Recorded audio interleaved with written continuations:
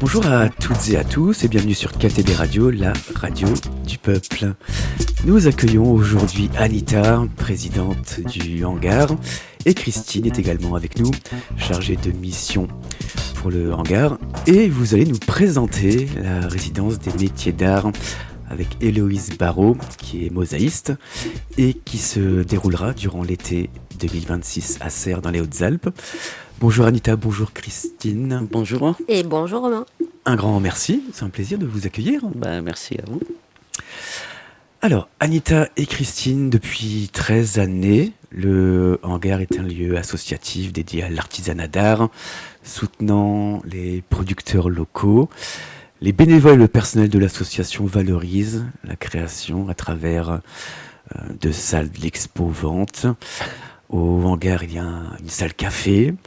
Et toute l'année, vous organisez des stages, de la programmation culturelle, des concerts, des apéros-jeux. Et aujourd'hui, vous proposez une résidence. C'est la première fois que vous proposez une résidence, c'est ça ? Oui, c'est la première fois que le hangar se lance dans la résidence des métiers d'art, tout simplement parce que résidence des métiers d'art, on a cherché beaucoup, mais on n'a pas trouvé. Il n'y a pas d'équivalent sur le plan national de ce que nous allons expérimenter. Et qu'est-ce qui a motivé la création d'une résidence ?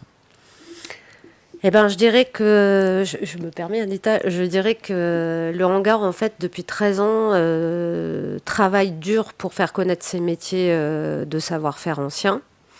Et à un moment, on avait envie d'aller un peu plus loin parce que, figurez-vous que le travail que nous conduisons avec la Chambre des métiers depuis des années nous a fait voir que la vallée du Buëch est très très riche d'artisans d'art, d'artisans qui travaillent sur les métiers d'art.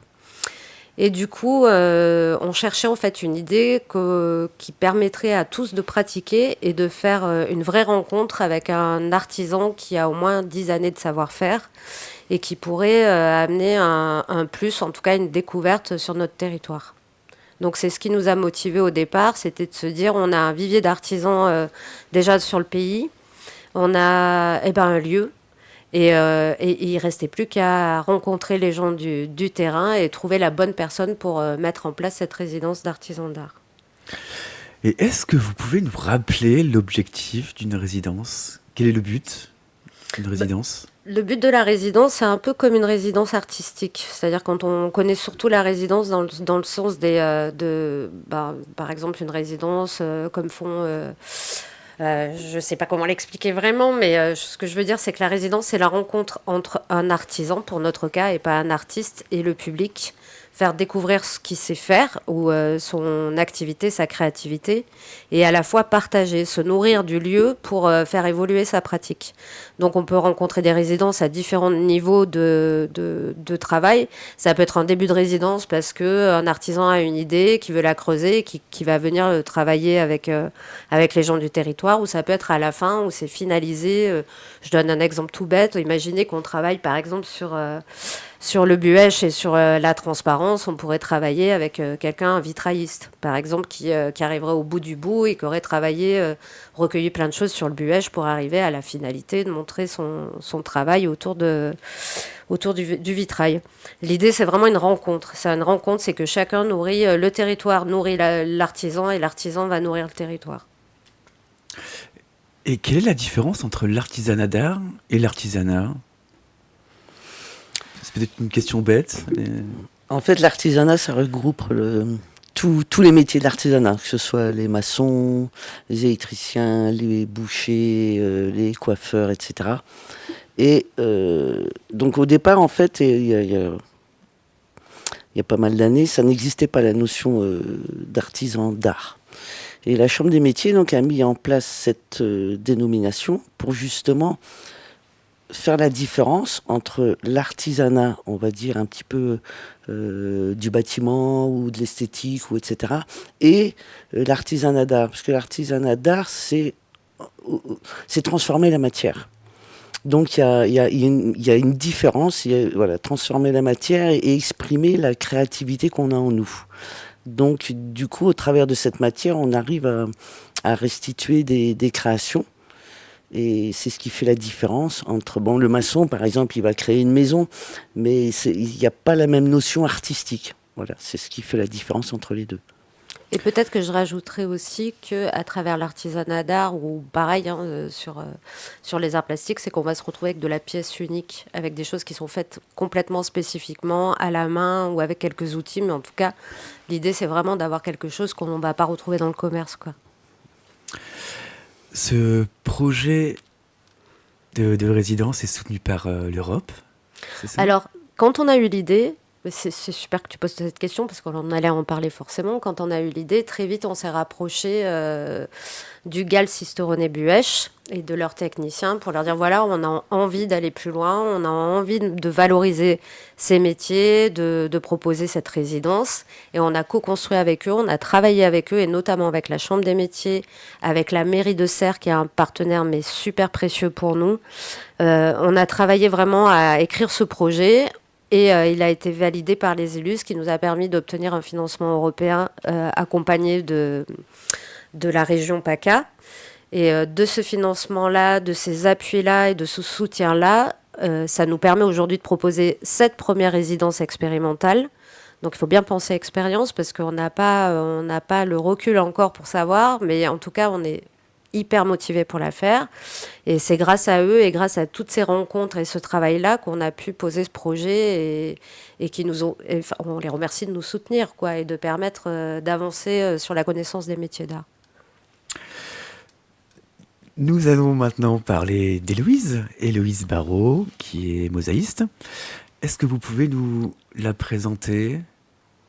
Alors, Héloïse Barraud, en fait, c'est intéressant, c'est-à-dire que nous, quand on a monté ce projet, on a très vite voulu rassembler des gens autour de nous pour réfléchir au projet. Donc, on a mis en place ce qu'on appelle un comité de pilotage qui permet d'être à plusieurs, donc artisans, on a aussi le Parc des Baronnies provençales qui est avec nous, la CMA, etc. Et on a commencé à définir, nous, quelles étaient nos attentes. Nous, ce qu'on voulait, c'était avoir quelqu'un qui vraiment aille à la rencontre des habitants. Donc très rapidement, on a construit ce projet dans ce sens. Et Héloïse Barraud est arrivée parmi la sélection des artisans qui répondaient en tout cas à nos attentes, c'est-à-dire avoir au moins 10 ans d'expérience, avoir animé des ateliers. Et le pourquoi on a choisi Héloïse, c'est que déjà, quelqu'un qui avait cette capacité de mettre artisan d'art, on n'en avait pas sur PACA. On a fait la recherche avec la CMA, on n'en trouvait pas, la Chambre des métiers. Et du coup, on est allé chercher plus loin. Et on a trouvé Héloïse. Et ce qui nous a séduit particulièrement chez Héloïse Barraud, c'est que c'est une personne aussi qui travaille beaucoup le recyclage. Et ça avait du sens avec notre fonctionnement aussi, puisqu'au hangar, on a des gens qui travaillent le recyclage et qui permettent de créer des objets absolument magnifiques. Et Héloïse Barraud, son parcours nous a vraiment hyper séduit. Et actuellement, par exemple, elle travaille pour l'Orient Express. Donc on s'est dit vraiment, elle a plein de choses à nous apporter. Et sa jeunesse, son dynamisme, et elle a séduit l'ensemble du comité de pilotage. Ce qui fait qu'on lui a proposé de venir. Et si je peux continuer à parler, je dirais que la mosaïque était pour nous, pour une première expérience, assez confortable, dans le sens où on n'avait pas besoin de déplacer des grosses machines, d'avoir toute une logistique hyper lourde. Donc ça a été vraiment, on y va à tâtons, mais à plusieurs, et pour avoir toujours un peu ce recul et savoir si on va dans le bon sens, quoi. Héloïse a déjà rencontré les personnes de Serres. Elle est déjà venue quelques jours. Alors Héloïse, elle est venue au mois d'avril. Dans l'idée, c'était vraiment de venir rencontrer le terrain, c'est-à-dire de venir voir effectivement entre ce qu'on avait imaginé, puisqu'on avait déjà imaginé certaines actions à mettre en place, et la réalité. Et du coup, on a réaffiné le projet. Ça nous a permis de faire une visite du village avec les amis de Serres, parce que très vite, en fait, ce projet concerne tous les gens de la communauté de communes Sisteronnet-Buech, évidemment. Mais pour nous, c'était plus pratique d'installer les choses sur Serres, ne serait-ce que pour dynamiser le territoire, mais aussi avoir des actions concrètes liées au hangar, quoi. Pour cette première expérience, des ateliers d'initiation à la mosaïque vont être proposés. Et il y a différentes dates. Est-ce que tu as un planning, des dates devant toi Alors, j'ai pas forcément le planning des Euh, dates devant moi, mais ce que je peux vous dire, c'est que ça va être sur la période estivale et qu'il va y avoir différents temps, en fait. Il va y avoir deux temps qui seront liés. En fait, le projet en lui-même, c'est pas venez faire un atelier de mosaïque, c'est venez participer à une œuvre commune. On va faire des ateliers de mosaïque, mais avec une vision commune, à travailler à plusieurs, à mixer les publics, à croiser les gens. Donc il va y avoir tout un travail, tout va se passer à l'écomusée à Serres, pratiquement sur la création. Donc merci la mairie de nous mettre à disposition ce lieu. Et il va y avoir donc un axe qui sera lié à la valorisation du hangar, qui est un lieu qui est connu par beaucoup de gens, mais qui a du mal à avoir aussi une signalétique particulière et artisanale. Donc du coup, on va faire un gros travail, notamment de totem, en lien avec notre ami aussi Philippe Demarquis, qui est un de nos artisans, qui a fait la voiture que les gens connaissent sur le territoire. Quand ils s'arrêtent devant le hangar, c'est souvent la voiture qui les arrête. Donc on va être dans cette dynamique et on va travailler avec tous nos artisans et aussi les habitants pour valoriser, faire un grand totem, valoriser aussi nos jardinières, faire que ce lieu soit vraiment repéré comme un lieu d'artisanat d'art. Il va y avoir une action aussi qui va être liée avec la MJC de Serres, qui a aussi un problème de signalétique qui n'arrive pas trop à être vu. Et nous, on trouvait cohérent de mettre en place aussi un temps signalétique, pourquoi pas aussi leurs escaliers. Enfin, tout ça se travaille, on co-construit au fur et à mesure. Et il va y avoir surtout un gros travail aussi, mais ça sera après l'été, en octobre, avec les collégiens. Donc on est à rencontrer le collège avec l'association Serre les Arts aussi, avec qui on est amis, qui fait aussi des résidences. Et nous, on va aller travailler avec eux en octobre, avec dans l'idée, moi je trouve géniale cette idée.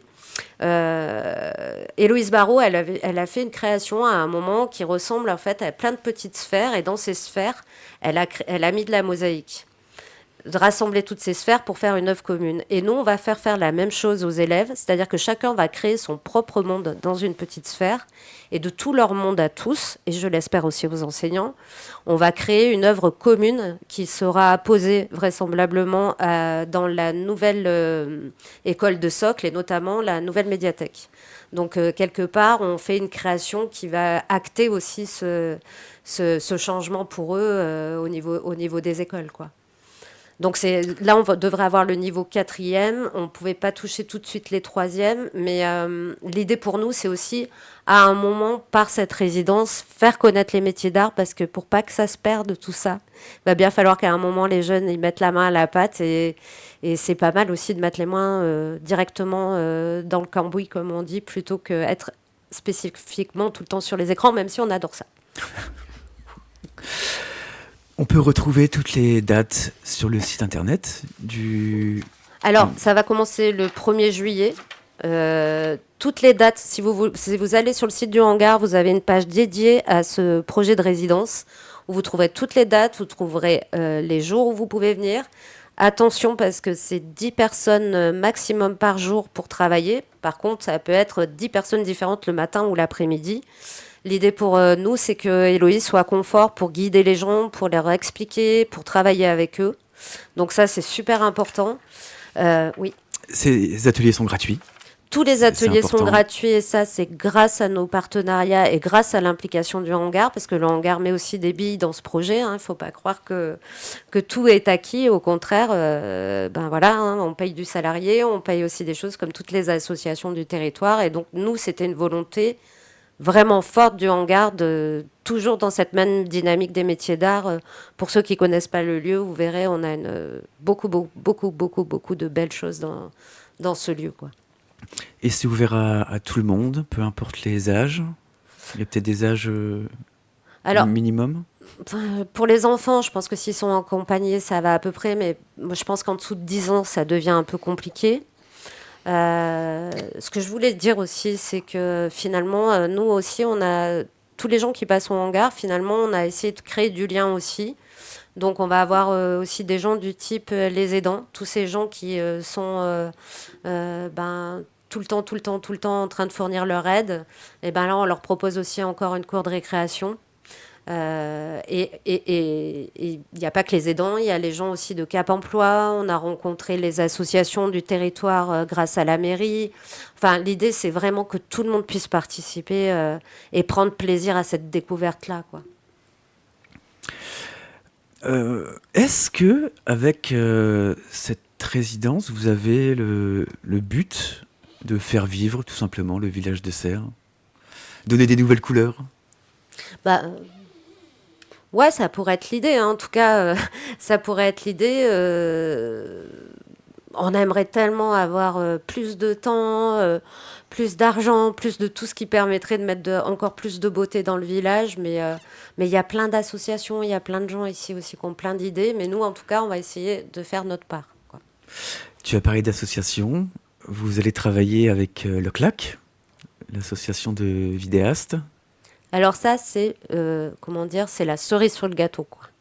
C'est-à-dire que, l'OCLAC, je ne sais pas si vous connaissez, c'est une association qui est sur Aspremont. Donc, ils font de la vidéo et d'ailleurs, ils font un super festival de court-métrage. On les a rencontrés, ça a été vraiment un coup de foudre sur leur travail. Ils ont déjà fait des captations vidéo, un travail pour accompagner des artistes. Et là, on a trouvé super intéressant de les avoir du début à la fin pour montrer le processus de création, la rencontre entre l'artisan et les gens. Et puis aussi nous, quoi, nous habitants, voilà, montrer tout ce travail. Donc oui, on part pour la réalisation d'un film, mais n'ayez pas peur d'être filmé, c'est d'une bienveillance extraordinaire. Et c'est des gens qui ont un vrai regard, quoi. Donc pour ces ateliers, comme vous avez dit tout à l'heure, il y a un nombre de places limité. On peut s'inscrire sur le site directement, c'est ça? Alors, on ne peut pas s'inscrire sur le site directement parce que je ne suis pas assez douée encore en informatique pour mettre le formulaire en ligne. Mais pour moi, pour une gestion plus pratique, vous avez le dossier d'inscription, il suffit de le télécharger, on peut se téléphoner, je vous l'envoie par mail et auquel cas, parce qu'il faut que je fasse la gestion justement du nombre de personnes par jour, quoi. Donc le numéro 04 92 21 43 30. 04 92 21 43 30 et le mail le hangardeserre@gmail.com. C'est ça. C'est parfait. On va rappeler l'adresse du hangar aussi, 15 rue Roger Tessé à Serres. On salue les bénévoles du hangar aussi, les personnes qui travaillent avec vous au hangar. On peut les saluer aussi. On Bien peut sûr. saluer dessus tous les gens du hangar, parce que vraiment, il y a un groupe de gens. Enfin, moi, je suis salariée au hangar, donc je peux me permettre de dire que vraiment, pour quelqu'un qui bosse, c'est quand même une assoce de fou avec des gens qui ont vraiment un très bon cœur et une vraie envie de défendre les métiers d'art. Donc, aidez-nous à défendre les métiers d'art. Et ce sera ma dernière question. Que représentent pour vous les métiers d'artisanat d'art? C'est une question un peu vaste. Et peut-être personnelle aussi. Alors, pour moi, je parle beaucoup, Anita. Vas-y, vas-y. Pour moi, les métiers d'art, c'est vraiment, ce sont des métiers extraordinaires, quoi. On en parlait il n'y a pas très longtemps, justement, avec Calogero de la Chambre des métiers et le président de la Chambre des métiers, sur le principe de dire que ces métiers, beaucoup de gens vont partir à la retraite. Et il y a une expertise et des savoir-faire de fou, quoi, et qui ont aussi de la clientèle. Il y a de l'avenir dans les métiers d'art. Moi, je pense que c'est vraiment un des endroits où il y a de l'avenir parce qu'il y a des besoins que même les imprimantes 3D ou plein de choses comme ça n'arriveront pas à dépasser. Donc, je pense que c'est vraiment c'est la beauté, quoi. C'est de la beauté, c'est de l'unique, on est à la frontière avec l'artiste et je pense que l'artisan d'art est un artiste aussi. Pas trop de frontières entre tous ces gens-là. Ils ont tous la même cause, amener du beau dans la vie des gens, quoi. Et c'est au moins des métiers que l'IA ne prendra pas. Ah, c'est Poil au important doigt. ça. Et oui. On peut vous retrouver sur les réseaux sociaux aussi. Oui. Alors, on a notre page Facebook. On a un petit souci avec notre compte Instagram, mais on devrait résoudre le problème. Mais en tout cas, de toute façon, n'hésitez pas à appeler. On est là pour vous répondre. Le hangar, c'est un lieu pour accueillir toute l'année. Et d'ailleurs, je passe l'info, je me permets pour vous dire que juillet-août, on est ouvert tous les jours. C'est la première fois qu'on fait ça et du coup, vous pourrez rencontrer plein d'artisans. On arrive à la fin de l'émission. Est-ce qu'on a oublié quelque chose? Non, je crois que tout a été dit. Je pense que tout a été dit, mais si on a oublié, j'espère qu'on ne nous en voudra pas. Donc l'important, c'est vraiment qu'on a quand même une pépite qui arrive sur le territoire et quelqu'un qui est profondément humain avec un bel accent de toulousain. Un grand merci à toutes les deux. Merci beaucoup, Romain. Merci à KTB Radio. Ouais. Merci d'avoir partagé avec nous cette résidence en notre compagnie. Et on se voit bientôt. Oui. À bientôt. Ouais, À bientôt. merci. Et si vous souhaitez faire un don à KTB Radio, vous pouvez effectuer un don sur le site internet de KTB, donc c'est ktbradio.org. Nous vous remercions par avance de l'aide que vous pourriez nous apporter. Merci à toutes et à tous d'avoir été à l'écoute de ce programme. Et c'était Romain, votre radiologue de KTB Radio. KTB Radio, c'est votre radio, la radio du peuple.